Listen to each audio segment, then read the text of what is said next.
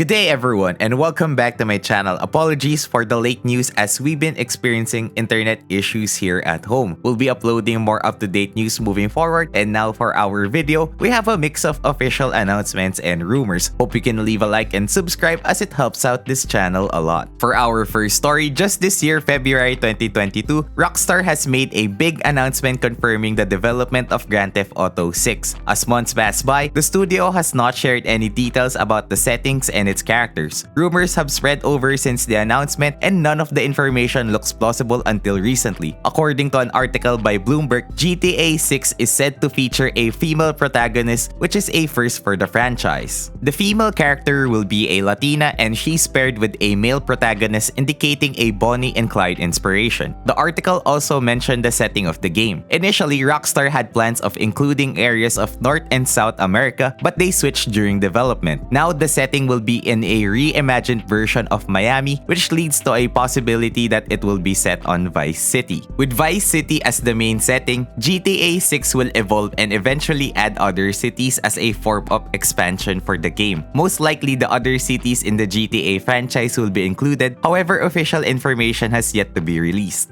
Rockstar Games is now focused on developing GTA 6 as the company released a massive 223 job postings in a single day, with the listings spread across different locations around the world, naming Toronto, New York, London, and Bangalore, suggesting a worldwide collaboration. Development on GTA 6 has started to some capacity since 2014, and delays were caused as staff decided to quit due to lack of progress. As the article states, the game is still 2 years away and will likely release in Take-Two's 2024 fiscal year.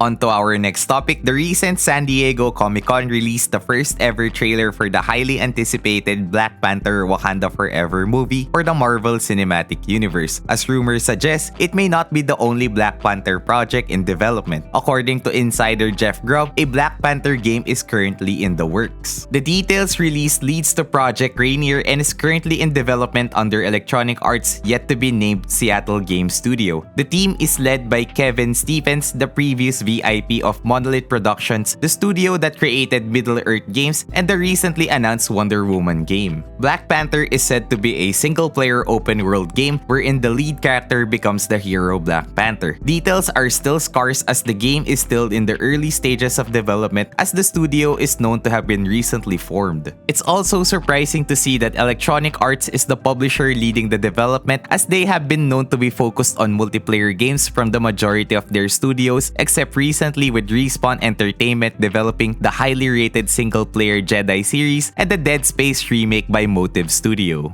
The Black Panther rumor does create excitement for the gaming community, as Disney is diversifying its Marvel licenses to different developers such as Crystal Dynamics, Eidos Montreal, Insomniac Games, Firaxis Games, and the newly opened Skydance New Media Game Studio by director Amy Hennig. Still in line with Electronic Arts, many gamers were surprised to hear that EA CEO Andrew Wilson stated that single-player games are a really important part of the company's portfolio. Fresh off from the Black Panther rumor, it seems that an Iron Man single-player game is also in development. The following rumor comes from another reputable leaker named Tom Henderson. Tom replied to a quick video from Jeff Grubb that Electronic Arts is not only working on Black Panther, but also another single-player Marvel game, which is Iron Man. Tom did add that this should be classified as a heavy rumor, as he still needs to confirm the authenticity of the information. With the new Seattle studio developing Black Panther, who is now in charge of Iron Man, as EA's other studios are also deep into their own projects such as BioWare, Respawn, and Motive, it'll likely take a year or more before an official announcement is made, as said projects are still in early development.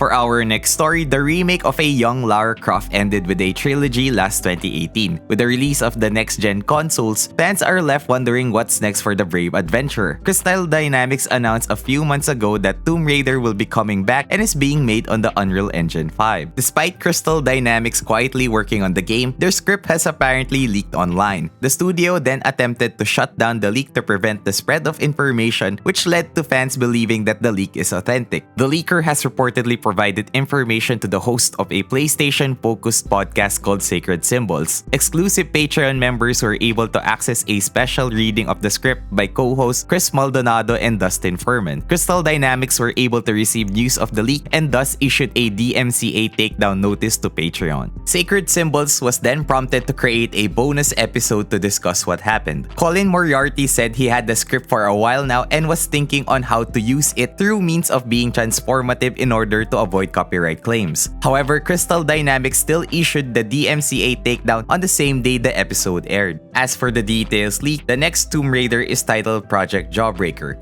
The game will now showcase a much older and more experienced Lara Croft supported by a team of fellow adventurers. The setting will take place in a modern world rocked by a mysterious cataclysm, though it has yet to be confirmed if the new game is connected to the previous trilogy. Moving to our final story, the highly anticipated Star Wars Knights of the Old Republic remake has been indefinitely delayed as stated by Bloomberg reporter Jason Schreier. Jason's sources told him that Aspyr Media has suddenly fired the game's art director Jason Miner and design director Brad Prince. Different meetings conducted from July showed that the remake project is on pause. No final details were specified yet Aspyr is actively updating contracts and development opportunities. The sources have added that developer Aspyr was able to create a demo of the remake to showcase to Lucasfilm and Sony last June 30. The developers were allegedly excited as the game showed signs of being on track in terms of development. However, the demo was not well received, which led to the heads announcing to their staff that the demo wasn't where it's supposed to be. Another source said that the time and money were the primary problems as the remake's development cycle was viewed as not sustainable. Aspyr initially notified Lucasfilm and Sony that the game would launch by the end of 2022, but it looks like it's going to be delayed to 2025. As development for the remake comes to a halt, neither Aspyr nor Embracer Group has responded to Bloomberg's request for comment. Reports also say that Saber Interactive is apparently collaborating with Aspyr's development on the remake since May 2022 by providing outsourced work. There's also a chance that Saber Interactive might take over the project completely, but issues with time, budget, and the swapping of a development studio can lead to even more delays. And that is it for today's video. Thank you guys for watching. Do you think that the GTA 6 leaks are accurate? Are Black Panther and Iron Man games in development at Electronic Arts? Will Crystal Dynamics introduce a new set of Tomb Raiders? Is Star Wars Knights of the Old Republic remake cancelled for good? Let me know about your thoughts on the comment section down below, and I will see you all soon.